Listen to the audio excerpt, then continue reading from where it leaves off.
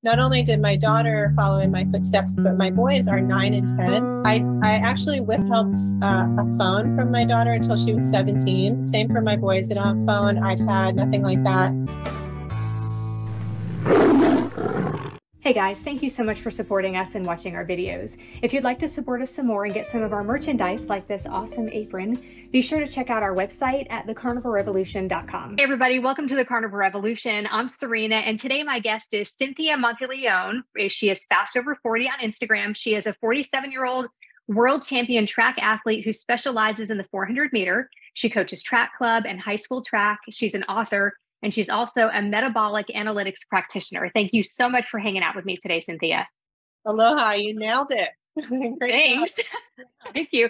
And I, one of the things that got me so interested in you when I started following you a couple of years ago was your story about just kind of getting started. I mean, you were athletic earlier in your life, and then having just gotten started later on is just amazing, because I know so many people are my age. I'm 50, you're 47. And so many people our age that feel like it's too late. They feel like they can't just get started with fitness now. So that's one of the things I love about your story. Plus, you're just awesome. So if you could just start with your story about, how you used to run and then you stopped and you had kids and you're a mom and then picked it back up again. And now you're a world champion. Yeah, thank you for allowing me to share my story. My mission is to help others thrive. So I think sometimes just by telling my story, that really helps to put the idea in someone's head that you're correct, that it's never too late to embrace new habits, new challenges. And in fact, it's best for our neuroplasticity to do that.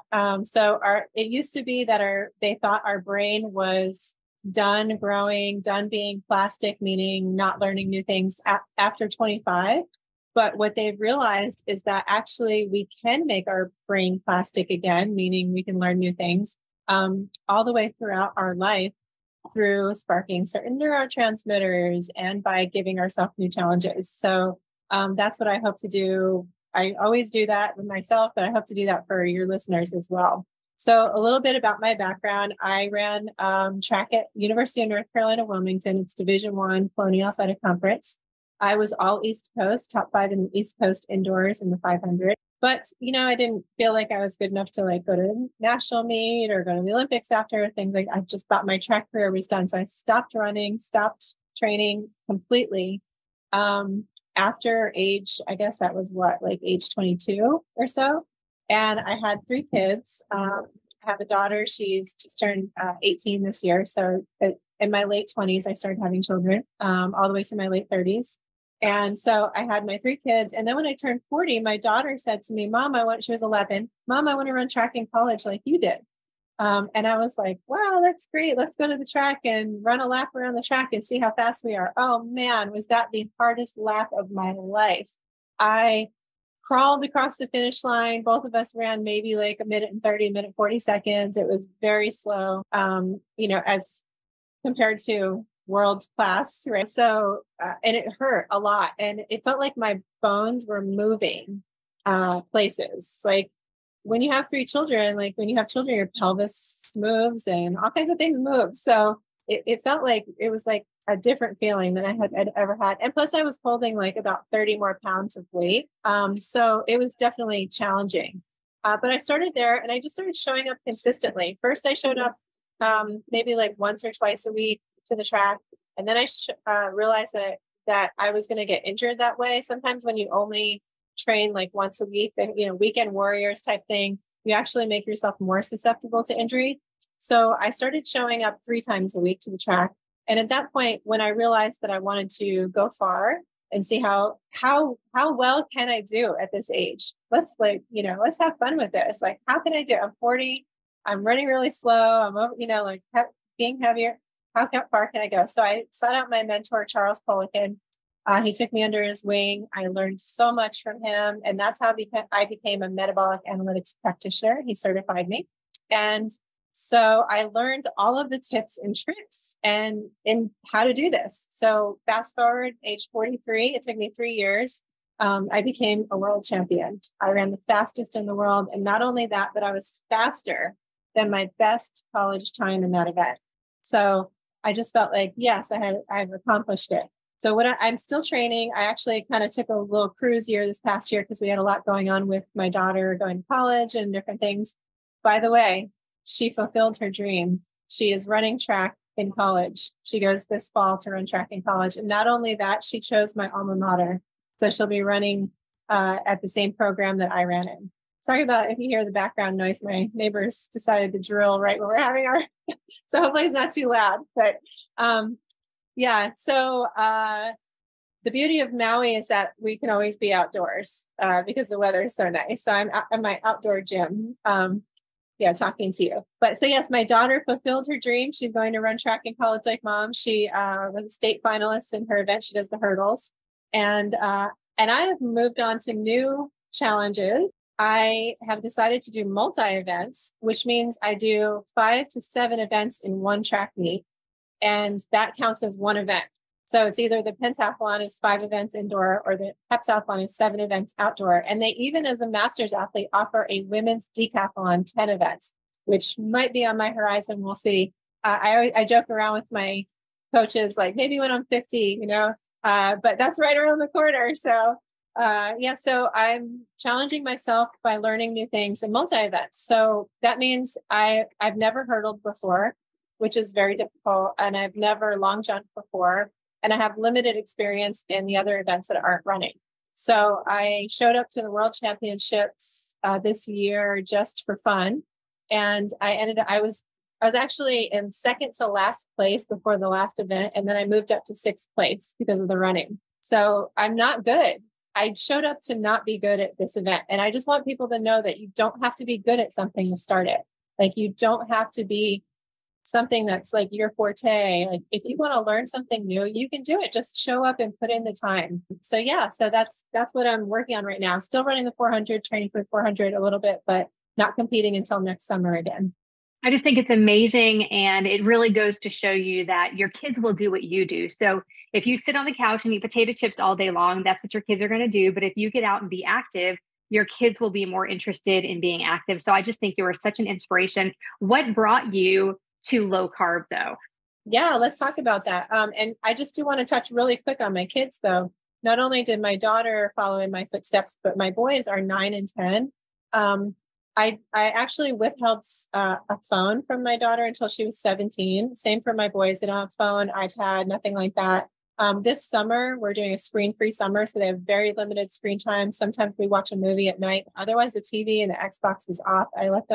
I've recently let them have like a couple hours of Xbox time on the weekend only. But otherwise, their whole summer, all day, we're active, we're doing things. And I have them training 3 times a week as well. So they're doing like a weight plyometrics type circuit on one of the days. They're doing beach running on another day, and they're doing a track workout on another day. So again, not only are they watching me do it, today we actually I showed them how to throw the shot put. Because one of them is a lot stronger boned, I would say. He's like thicker boned, and the other one is like long and lean. So I want them to know that there's all kinds of different things they can do. So you're right. They do watch you, and what you do is bigger than what you say when it comes to kids. So I just want to stress that for your listeners that they're watching what you're doing all the time. And you might say, hey, you got to eat healthy or you got to do this. But if they're watching you and you're not eating healthy, then they're going to learn not to eat healthy. So it's bigger actions than words. So low carb. Okay. So Charles Poliquin was a very big advocate of basically achieving better performance and health through the, we won't say like 0 carb, but definitely lower carbs. With his teachings. And so that's where I first learned it. He was a proponent of the meat, nuts, and berries breakfast. But he said, even if you were like maybe morbidly obese or on the heavier side, or you weren't carb tolerant, he said you had to earn your carbs. But if you weren't carb tolerant, then you couldn't even have the berries. So a meat and nuts type breakfast, which is protein forward and fat forward. And he was a big proponent of red meat for breakfast because it sparks the neurotransmitters, dopamine and acetylcholine. So how does it do that? Well, if you eat a high carbohydrate breakfast like cereal or oatmeal or something like this, I always tell people it's kind of not your fault if you crave a donut 2 hours later, because you're sparking the neurotransmitters to give you this big rush of serotonin and maybe some dopamine in there, but then you get the dopamine crash from it. So you're on this constant carb roller coaster. And I've just seen not only myself and my clients, I've seen so many people on this roller coaster. I see athletes at the track meets I go to, they're having to take fuels and granola bars before their race because they're so carbohydrate adapted. And they need that constant fuel in order to keep the energy up. But what happens is that it's too much carbs and then they end up storing it as fat, which lessens their performance. It's a whole cycle. So so if you actually instead eat red meat for breakfast, you have red meat is high in the amino acid tyrosine, which is the precursor which makes dopamine. So you're basically forming dopamine without having the dopamine spike and crash, if that makes sense. So whenever there was a thing a while back somebody had that said, oh, your brain on sugar is like your brain on drugs. And that's because of the neurotransmitter response. So it lights up the same pleasure centers, the dopamine and serotonin, as sugar does, as drugs. And so you're going to also get that same crash in those neurotransmitters, and you're going to try to get there again. So what I've found is a really high protein, high fat, animal protein based diet. Charles, my mentor, used to say, pea protein or plant protein is not even as good as the cardboard box it came in, or something like that. He had a saying like that. Basically, is no nutritional value, inhibits the absorption of proper nutrients like zinc and magnesium and iron. Plants have phytic acid that does that, and also the pea protein is processed. So, let's be specific: animal protein based. Okay, so high protein, high animal protein based, and higher fats. We found that athletes, as well as people who have autoimmune conditions and all kinds of things going on, or just, normal everyday, maybe you don't have any of those issues, they have more energy to sustain throughout the day because of these neurotransmitter responses. So there's calorie energy, which is not just calories, it's your metabolic response to these proteins and fats. So you have that metabolic energy, I'll just say. And then you also have neurotransmitter energy, which operates a different way. So I hope that's easy enough to follow. But basically, red meat for breakfast is the way to go. Yeah. And people don't realize, like you mentioned, that the carbohydrate spike and then the crash. And so you end up on this roller coaster all day long. And that's why at 10 o'clock, you feel like you need a Snickers bar. And then you have lunch, 2 hours later. And then 3 o'clock, you feel like you need something else. And that's because as your blood sugar drops, you feel like you need something because you start to feel shaky. You start to feel like you have to have that. But if you are fat adapted, like Cynthia is, like I am, you have extra energy because we all have fat on our bodies. And once your body runs out of carbohydrates, that's when this happens. And that's when you need it. But if you're fat adapted, that doesn't happen. And most people can go a really long time without eating because we have enough in our body. Even somebody who's thinner still has enough to survive on for a long time. And once you're fat adapted, your body will burn that. And so the difference between the carbohydrates and the fat adaptation is that you don't have those dips and you can just go on for a really long time. And people just don't realize that.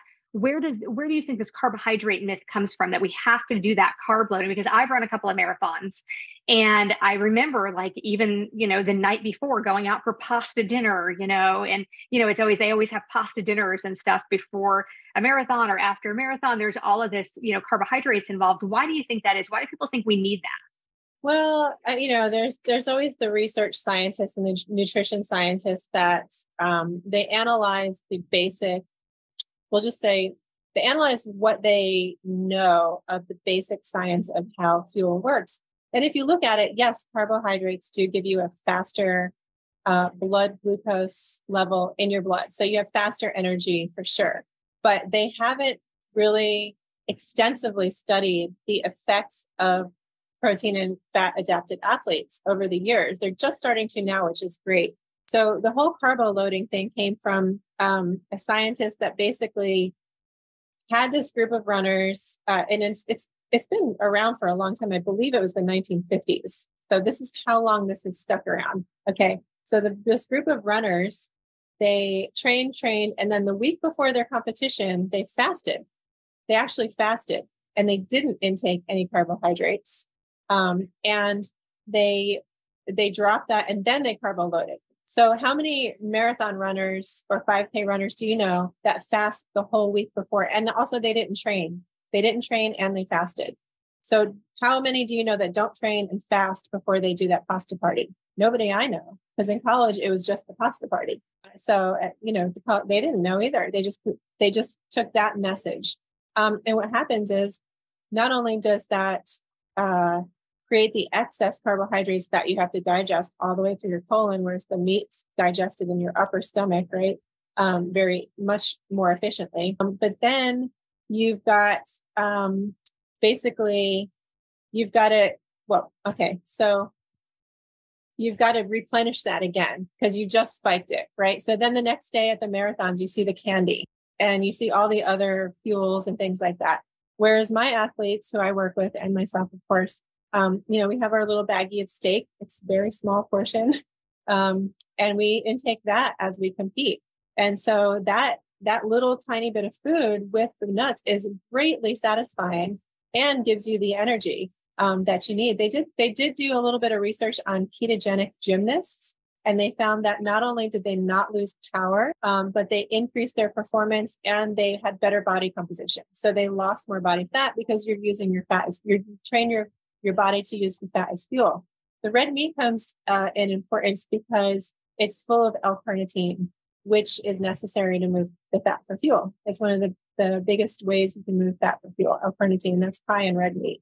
There's so many great things about red meat. If you can't tell, I'm just a red meat advocate because I see how it has healed so many people. Yeah, the red meat thing is amazing to me. And so many people still believe that it's not good for us. And I think that that's really sad and something that I would really like to see change in our lifetime. I would like to see it too. It's so funny because even I have a friend whose husband has developed this type of cancer. And the first thing they tell them is don't eat red meat, but then they fill them with all this junk food at the hospital.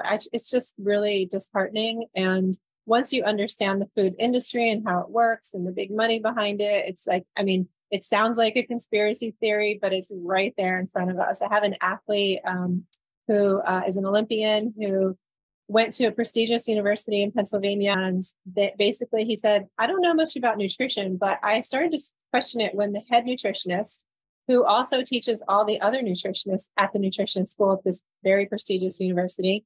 That head nutritionist, also in charge of all the athletes, by the way, they are on the board for Kellogg's. And she's telling us that we need to eat Pop-Tarts and drink Gatorade because athletes need sugar. And he's like, no, I don't know much about nutrition, but it seems like Pop-Tarts are not really nutritious. So but other people don't have even that sense to be like, question it. They're just like, oh, okay, this person is a very important person. I should listen to her, right? But meanwhile, it's just the big money, the cereal companies pushing their agendas. And now all of those nutritionists, gosh, Serena, I can't even tell you how irked I get at some of these wrestling nutritionists, soccer nutritionists. They almost look like AI bots because they're all spewing the same crap. And it's high carbohydrate. Teenage girls need 400 carbohydrates. I'm like, oh, so is this why I'm getting so many girls at 18 having PCOS and all other hormone imbalances? It's sad. And it's in a way, not their fault, because when they went to college and they got their nutrition degree or their dietitian's degree, they were taught the same thing. Pop-Tarts are good for you. So I would love to see that change in our lifetime too. And it's only going to be with people like yourself and myself who are saying, hey, you know what? There's another way. And I bet you'll feel great doing it this way. That's why I keep doing interviews, because I feel like the more times I do this and the more times you do this, the videos hit somebody else every time, somebody who didn't know and somebody who is just barely hanging on by a thread, with their lives or their health or their weight or, their activity level. And they're frustrating. They're frustrated because they're stuck in a cycle. And if you're out there and you're hearing this and you're frustrated because you tried to restrict this or that and you tried to cut calories and it worked for a little while, but now it's not working anymore. Like all those things, just know that it's not your fault. It's what you were taught, your environment, what you've been given, and there's a better way. And the best, if your listeners want to take away, the best way to start is one, I am a proponent of supplements to get you where you need to be. So yes, definitely animal protein based meals, but also if you need supplements, for instance, if you're feeling down or not motivated, omega-3s are the way to go. So you can do that in a supplement form. And that's 1 gram, usually 1 gram. Check with your physician, of course. I'm not a doctor. I would say that. But what I found works best with my clients is 1 gram of fish oil per per percentage of body fat. So for instance, that's a lot. Okay. So for instance, I am between 12 and 15% body fat, which is pretty lean. That's where I like my women to be for hormone balance. If I needed fish oil, I would take 12 per day if I needed to reduce inflammation. So like 12 of those pills that you see, usually they're 1 gram. So that means if you're 30% body fat, that's 30 pills a day, or you can get the concentrated liquid. But if you don't want to do that and you just want to use food, then just start, doing your animal protein based as salmon and sardines. The best types of oils are in the small fishes, the anchovies and the sardines. So start with those small fishes. Don't like sardines? Sorry, hate to break it to you, but this is about you feeling better. You know what I mean? You got to put the fuel first. Eventually you'll find that you do like those things. You crave that. You crave that nutrition. When you eat junk nutrition or you're stuck in this cycle of binge eating and then, you break it, then you end up craving those foods all the time. But when you eat really good, clean food like ribeyes and sardines and salmon and all the really good quality animal proteins, then you find yourself craving that because your body wants those nutrients and amino acids. So that would be my first takeaway for like someone who's kind of not feeling motivated, is increase the omega-3s. And then you mentioned for people who are listening who feel stuck or feel like, everybody's on this like roller coaster of emotions with weight and health and stuff like that. And you mentioned restriction. And a lot of people feel like what we do is restrictive, but I don't feel like that at all. And I know that you don't feel like that. Yes, we don't eat the processed foods, but that's the thing that is new. The unprocessed foods things is how it's been, up until the last 100 years or whatever. That's what's different. We're not different because we avoid those things. Yes. How quickly people forget history, but I was a history major in art history and history in college as well. So I had a lot going on, and history repeats itself for sure, but we also learn a lot of lessons from history.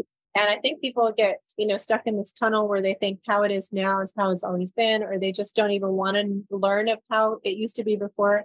But when you start to eat animal protein based, you really realize that, our ancestors our brains were formed this way by eating more protein and getting these amino acids. And it wasn't until the grains were introduced, ancient Egypt, that around that time that people started showing degenerative diseases in their bones and their DNA. So they can actually trace that. So then you're like, wow. So there was an explosion in population. They started farming the grains, but then they started getting disease. So it kind of like followed the timeline, and you see that, you see it all there. All the information is there. It's just that, again, people are listening to the wrong sources. And I remember when I was taking a class from Charles, I went back to my hotel, and on CNN, it came on that the best milk alternative milk is not necessarily good for you. And the best milk alternative is soy milk. And I literally had learned that day in class, soy milk is horrible for you.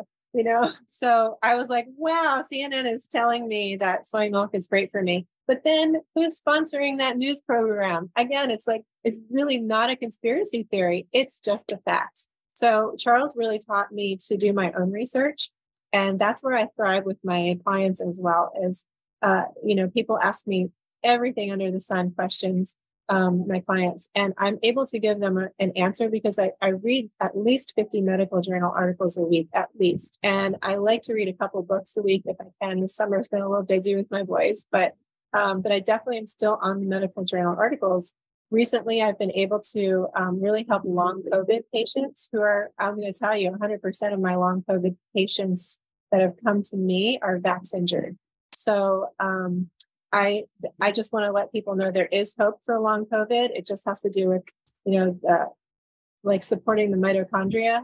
Long story short. But yeah, what you eat, the inflammation triggers it, all kinds of stuff. So because I'm able to do my own research, I'm able to help people with all kinds of various issues. People will say to me all the time, don't you want to just be normal? Why can't you just eat like everybody else? But I've looked around and I've seen normal these days, and that is definitely not where I want to be. Everybody is either sick or overweight or both, or just doesn't feel good.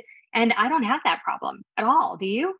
No, I have too much energy like sometimes. But no, I'm very dopamine dominant, which means I have that dopamine available to have the motivation and drive. So I'm constantly like, just I wake up and I'm ready to seize the day. I'm ready to just dominate the day. I'm like, what can I do now? Who can I help? What can I do? How can I help someone reach their goals? What can I do for my family?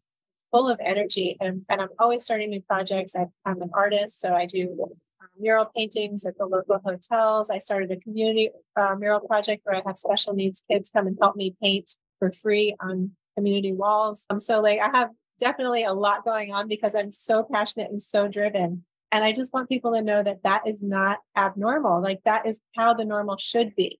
And it shouldn't be that you wake up tired and you got to drink the coffee to get going. And then you need another cup of coffee in the afternoon because you got the crash and you got to keep doing the sugary foods, because that's the only thing that makes you feel happy. So there's a better way. And I'm happy to help people with that. And your message and my message is the foundation of that. And that is sparking neurotransmitters through foods, through specifically animal protein based. Not only that, your cells form better. You don't have the trans fats clogging up your cells. Your hair is better, your skin is better, like just everything feels better. So you feel good, you look good, you radiate this energy. Other people want to know what you're doing, how you're achieving this, that sort of thing. So everybody wants to feel that way, and there is a way. And so many people think that becoming that way with the being tired and then needing extra coffee and the achy joints and all that, people think that's just from aging. But it's really not. So much of that comes from the foods we eat, the toxins we put in our body and on our body, and the environment that we live in. And it's so important to acknowledge that and change some of those things.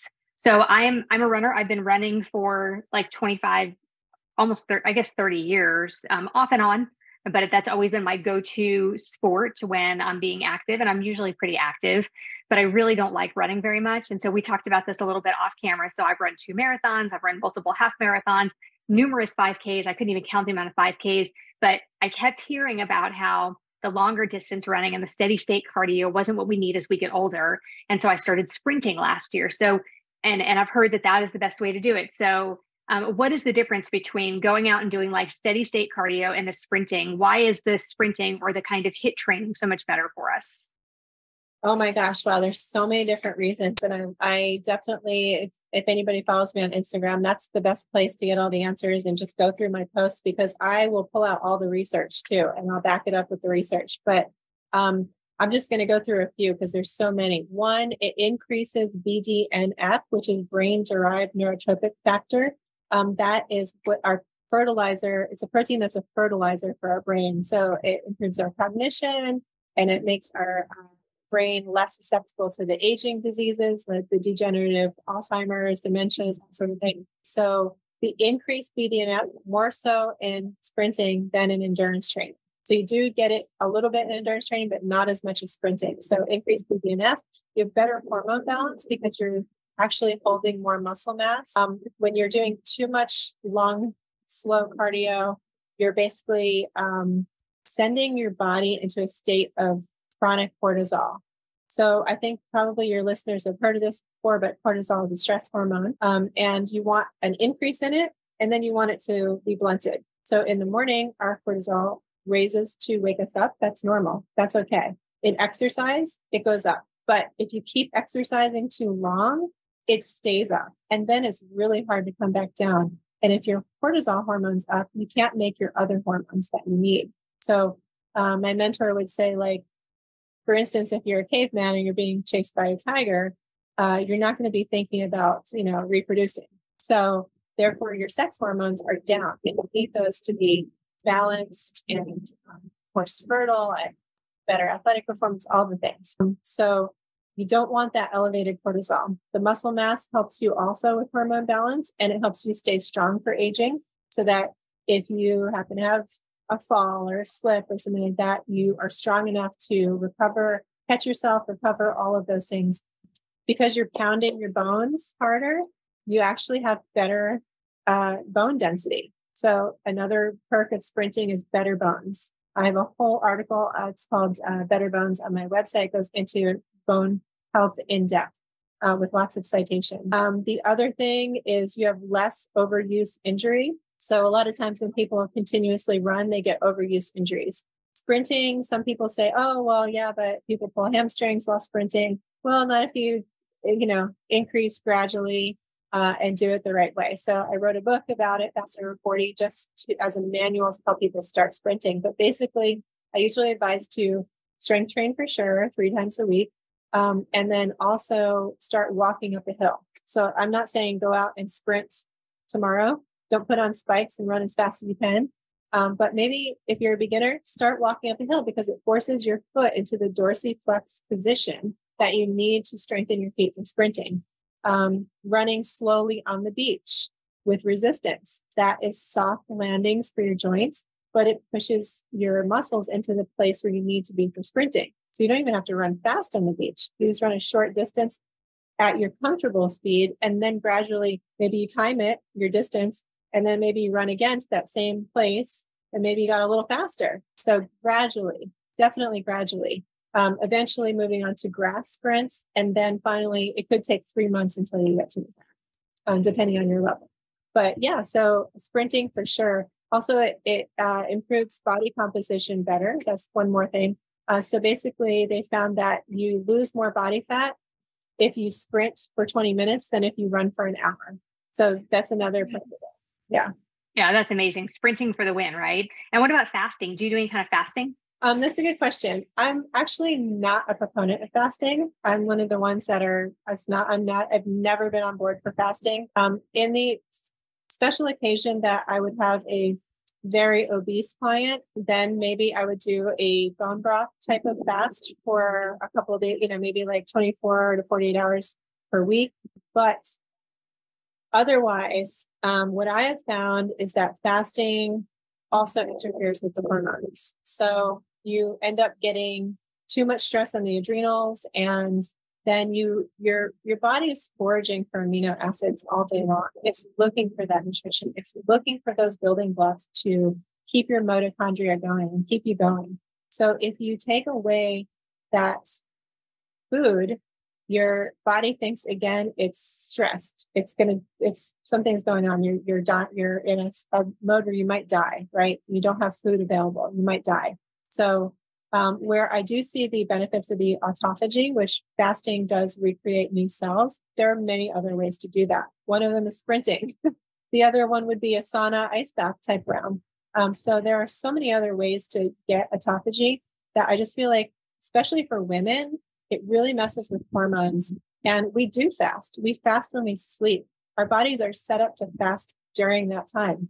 If you're only sleeping for 5 or 6 hours, then yeah, you're not fasting long enough because you need 8 to 10 hours to go through all of the cycles that clear the plaques from your brain and all kinds of things. So that's our lymphatic system. We have our lymphatic system, and then in our brain at night, we have our glymphatic system. It kind of like our glial cells shrink and our cerebral spinal fluid flushes all of the junk out. So it's like someone once said, it's kind of like if all the buildings in New York City shrunk and the trash trucks were able to come through and pick up all the trash really fast. So if those happen in our later cycles of sleep. So the sleep is really important. And that's where our fasting happens. That's where our mending happens. That's where the autophagy happens. So I'm generally not a proponent of fasting because I think we need that nutrition and we need to not be in that chronic state of stress. Right. I agree with that. I'm not a huge proponent of fasting. I did start intermittent fasting again recently. I do think our eating window should be shorter than most people's eating windows are. So what does a typical day of eating look like for you now? Okay. So some people think because I'm an athlete that I intake more protein, but really actually I intake almost the same amount of protein as my regular clients who are, well, we'll just say that I try to make my clients athletes as well. If they don't exercise, I get them going. They're doing plyometrics, they're doing strength training. So we all should be athletes. That's the bottom line. So our protein requirements, I believe, are, of course, too low in the recommended daily allowance. I am a proponent of more than 1 gram per body weight in pounds. So I'm 150 pounds. I consume at least 200 grams of protein a day. If I have a hard time doing that with food, which I usually do, I love to supplement whey protein from ATP Labs because it's grass fed. It's very clean. It's strictly regulated out of Canada. I also like beef protein from either ATP Labs or Designs for Sport. I'm very, very particular about, I only use like 3 supplement companies. 1, because I know it works. And also because I know where it's coming from. I know it's clean. So I would wake up. I eat red meat usually, most days, 5 out of 7 days for breakfast, handful of nuts, handful of berries. And then after that, a couple hours later, I'll do a protein shake, usually with glutamine and glycine. And that is hopefully post-training on the training days. And by the way, people think I also train a lot, but it's really, I only run 3 days a week still. And I strength train 4 days a week when I'm training for a competition. Otherwise, it's 2 to 3 days for maintenance. So it's really not that much. And people are, oh, you train every day and this and that. I'm like, no way. I have at least 2 or 3 days that I am not doing anything. And I think, again, that's another thing people make mistakes on is they continuously train every day. I'm not a proponent of that. Okay, so I have my protein shake. Then I have a high protein, high fat lunch. I might throw some squashes or easily digestible vegetables in there, but maybe not. I tend to not these days. I'm not really a fan of raw vegetables at all, like lettuces and things like that. They're very high in bacteria and they're getting worse. The pathogenic bacteria found on them are getting worse. So unless I'm growing it or I know who's growing it and I know how it's grown, I generally shy away from that. Sometimes I have it, but not regularly. And then a couple hours later, I do another, usually beef protein, usually whey in the morning, beef in the afternoon. And then dinner, I have usually poultry because poultry has tryptophan, which sparks the neurotransmitters for winding down. So I keep poultry till later in the evening and the red meats earlier in the day. But does that mean I never have steak for dinner? Of course not. Sometimes I do. But I like to have things like lamb burgers, elk burgers, venison a lot for breakfast in the morning. So what do you recommend? Potatoes too. I do eat potatoes. I eat tubers. Yeah. Oh, okay. Okay. And so dinner for winding down. Say that whole thing one more time. Start with the tubers. Yeah. So tubers along with protein, there's definitely some benefits in the research for that. And I found that I feel great on that combo in the evening. So I don't put them earlier in the day, like never for breakfast or anything like that, but they would come in later. So people say, oh, carbohydrates are the enemy and this and that. Sure. Like, hey, I'm friends with Sean Baker. I see him thrive on no carbohydrate. He came to visit me. We worked out. We went to the beach, took him out to dinner. He picked all the vegetables off his food that when the server brought it, they accidentally put, the little garnishes. We went to a fancy restaurant. So they put these little pickled whatever onions or something. And he just picked all that off. And so he's absolutely, I can tell you from in person, thriving with just doing his carnivore diet, absolutely thriving. And so I'm not saying you can't do that, but I'm saying this is how I choose to do it. And I choose the carbohydrates later. So carbohydrates can be used, but the carb timing and the quality of carbohydrates are extremely important. And so I find that for my hormones and for my blunting my cortisol later in the day is when the carb timing is best. That doesn't mean an hour before bed. So you want to, like you said, the eating window, you want to make sure you're done eating at least a couple hours before bedtime so that you have non-disrupted sleep. So for all of those women out there who think it's too late for me, I'm almost 50, I can't start exercising now, my muscles hurt too much, my joints hurt too much, I'm just too old to get started. What do you say to those people and how do they get started?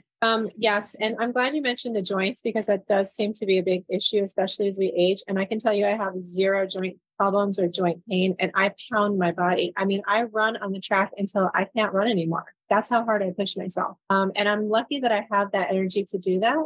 But the joint issues come with bacteria. So what we haven't talked about, and could be a whole other podcast, is our microbiome. And I'm going to tell you that the research might not be there yet, but we're going to find out in the future that an animal protein-based diet is what creates the most ideal microbiome. I know that's not what you're going to find in the research. Hold on, I'm going to pause 1 second. I apologize, my voice. Oh, that's okay. So I'm just going to start from there. Okay. So the microbacteria is something that we haven't talked enough about in research. And I really feel that I've done a little bit of down the rabbit hole in it, where I found that, for instance, Prevotella is associated with rheumatoid arthritis, which we know is a joint irritation disease, right? It's an autoimmune disease where the joints are irritated.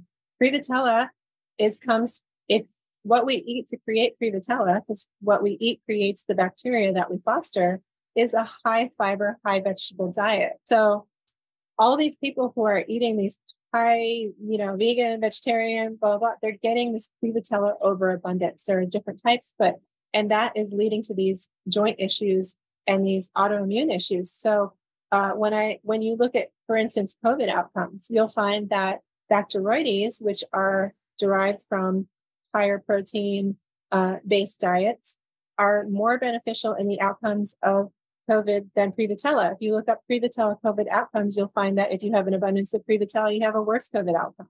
So the research is there a little bit, but you got to connect the dots. Nobody's connected the dots yet. They will, I think, in the future. But in the meantime, you and I know, we know from experience. So the joint issues are usually a bacteria issue. I have a really great article on my website called The Metabolic Approach to Tendon Issues. And it basically spells out that what the foods we're eating, and maybe you can use some supplementation to help too, but are creating an irritated gut where the bacteria are escaping into our bloodstream and settling in our joints. So certain bacteria settle in our elbow joints, certain settle in our Achilles tendons and around our ankles. It's really interesting. So I can tell you that any non-traumatic injury, or even if you have traumatic injury, that inflammation, those certain bacteria will actually seek out that inflammation and live there. If you just clean up your bacteria with what you're eating and maybe some supplements, I'm a really big fan of coconut oil actually as a fat, because it's very antibacterial and very antifungal. So supplementing maybe some coconut oil, maybe fry your meat in the coconut oil or just ingest it. That's actually shown really big benefits. So I am a proponent of managing your bacteria through your foods you're eating, supplements you're taking, and that has totally taken away joint pain for so many of my clients. So really, it's not only possible, but it's probable if you make these changes, then you can also, call it be your superhero self, because we all want to be our superhero self. That's different for everyone, but I am cheering for your listeners to be their superhero selves. Thank you so much, Cynthia. This was really just so enlightening. You have such good information and you are truly an inspiration. Thank you. It's my passion to help others thrive. So thank you for allowing me to be your guest today. Thank you so much. And we'll see you next time here on the Carnivore Revolution.